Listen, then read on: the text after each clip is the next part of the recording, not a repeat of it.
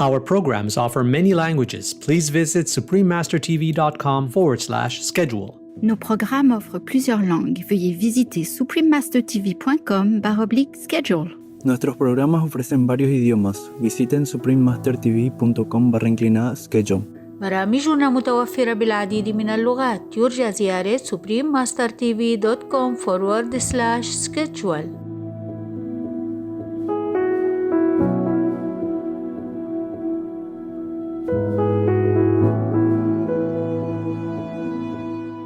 When I was dead, I perceived that God was beyond all religion, because it was beyond, the divine being is beyond all concept and understanding and containment.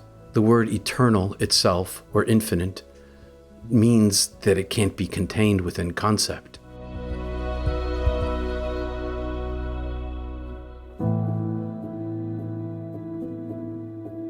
Heaven is Beautiful, Near-Death Experiences of Reverend Peter Panagore, Part 4 of 4. Continue watching to find out more.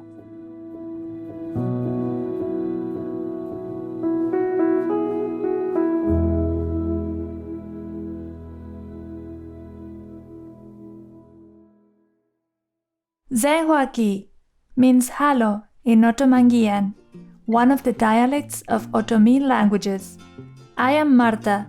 The Otomi people in Mexico is grateful for you being spiritually in tune and feeling connected with God Almighty.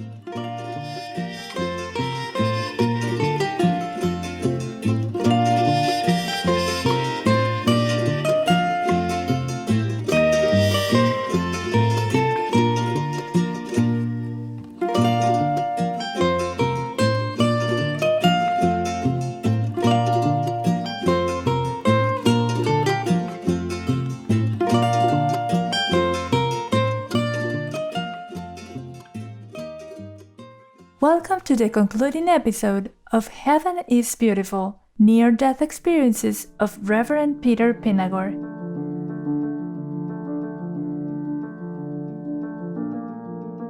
Peter is an international best-selling author, professional speaker, and widely renowned devotional broadcaster who has had 2 near-death experiences that profoundly changed his life. On today's episode, Reverend Panagore discusses how he came to understand that God's existence extends far beyond any religious dogma.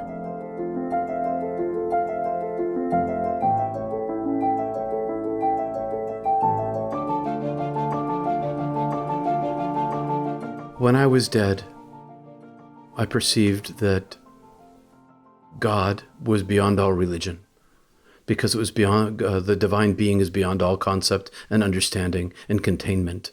The word eternal itself, or infinite, means that it can't be contained within concept. There's no gender, there's no physicality, there's no matter whatsoever. And all these words of definition aren't adequate. They don't even come close. One God, oneness of being beyond capacity for humanity to understand and comprehend. It's not like the Christian God or the Muslim God or the Jewish God. Those categories didn't exist for me. The divine being is oneness of love. And that's the definition that I use the most, because it's the most universally understood. Everybody understands love. But more to the point, God is all love and beyond all love. And so when I came back, I was a person of faith and belief before I went. I came back with no faith and no belief. And not only just in religion, but in all culture and language and history and all human constructs are illusory to me. They are necessary for functionality in the world. Even language is an artificial concept. None of that is real to me. All that's real to me is the divine presence itself. And so I came back without faith or belief because I came back with knowledge. I know God is real. I'm not interested in convincing anybody because I know that I can't convince them. You can only find that on your own. But God is the reality beyond realities. And every human being has the capacity of being in the presence of the divine. Atheist, Jan, Jew, Zoroastrian, everybody, Buddhist, doesn't matter. Because at the core of the center of our being is the divine light itself. And whether you perceive it inside yourself or in any other person doesn't really matter, because that's what you are, and you'll find out the day you die.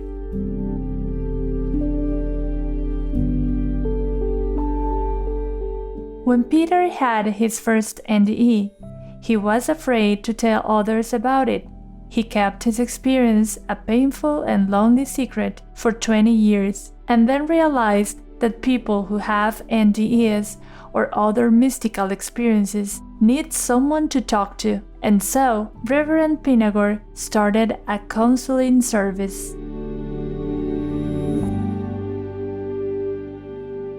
I run a global spiritual counseling service for closet mystics because I had no one to talk to for the longest time. And I know that there are mystics all over the world, and they don't know who to talk to about their divine experience. And many of them are professionals, and they're afraid that their careers will be damaged. And many of them are in relationships where their spouse or their partner can't comprehend it, and they have no one to talk to about it. So I offer myself as a counselor for them.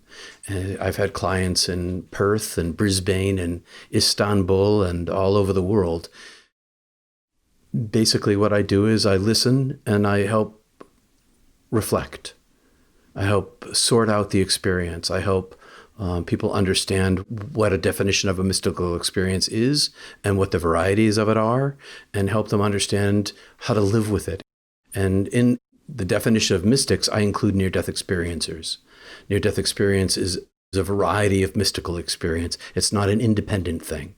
It's part of a much larger group of human experience that includes out-of-body experience, raptures into heaven, or indwellings of the divine that are like the totality of the sweetness of all love infills every pore and cell of the body in ecstasy, or the experience of encountering a divine. I'm here to help the individual understand how that experience is real and how to live with it.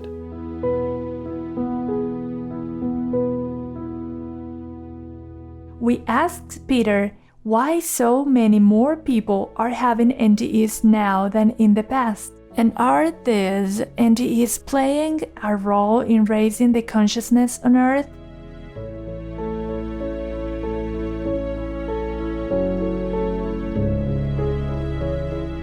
Really, the huge big difference is that in the 1960s, cardiac care came online, and medical technology, science, began raising the dead.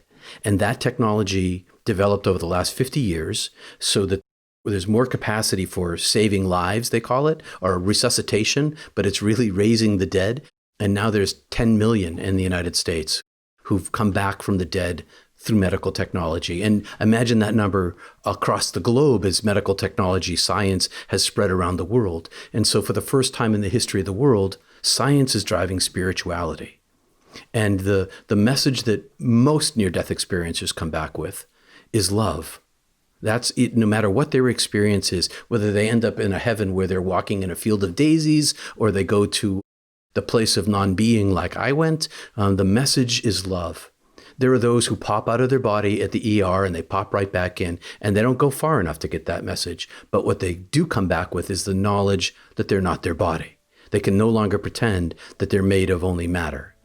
And so I think that the biggest impact that near-death experience as a global phenomenon is that for the first time in the history of the world, no matter what your religion is, people are coming back speaking about divine love things. And so science has begun researching this and is discovering it's real.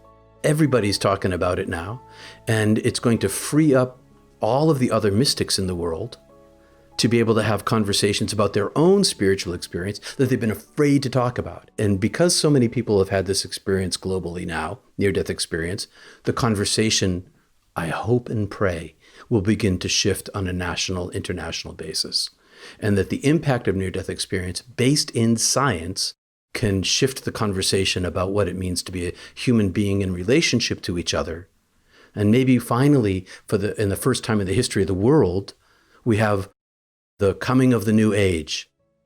And I'm encouraging everyone to talk to somebody in their own life about their mystical experience, whatever it happens to be, in order to begin a local conversation. You don't have to stand in a soapbox to talk to people. Just tell somebody you love. That's all. Somebody you trust.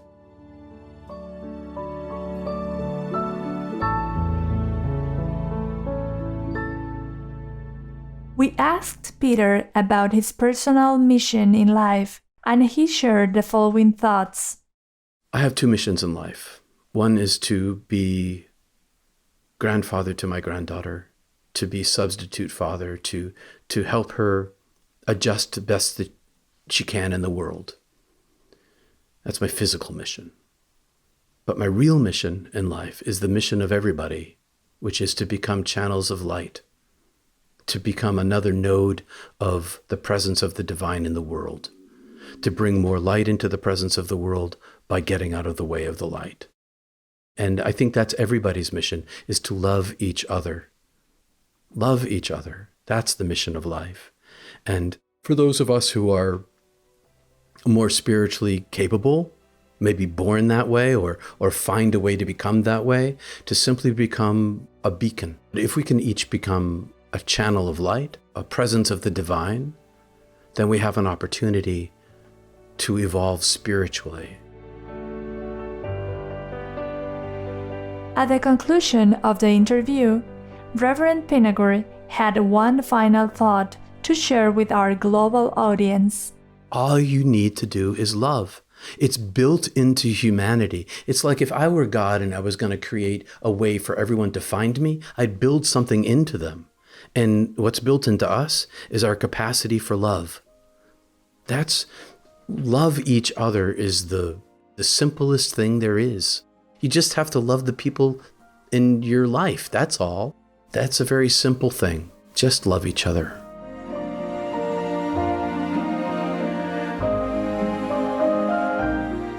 Reverend Peter Panagore, thank you for sharing your experiences and your inner wisdom. May you be blessed abundantly for your great generosity. For more information about Reverend Peter Panagore, please visit peterpanagore.love. Elegant viewers, thank you for your company today during today's episode of Heaven is Beautiful, Near-Death Experiences of Reverend Peter Panagore, Part 4 of 4. Coming up next is A Prayer for Compassion, an interview with filmmaker Thomas Wade Jackson, vegan, Part 2 of 4, right after Noteworthy News. As we approach ever closer to a peaceful, compassionate vegan world, may all beings live in abundance and joy. Our programs offer many languages. Please visit suprememastertv.com/schedule and suprememastertv.com/ss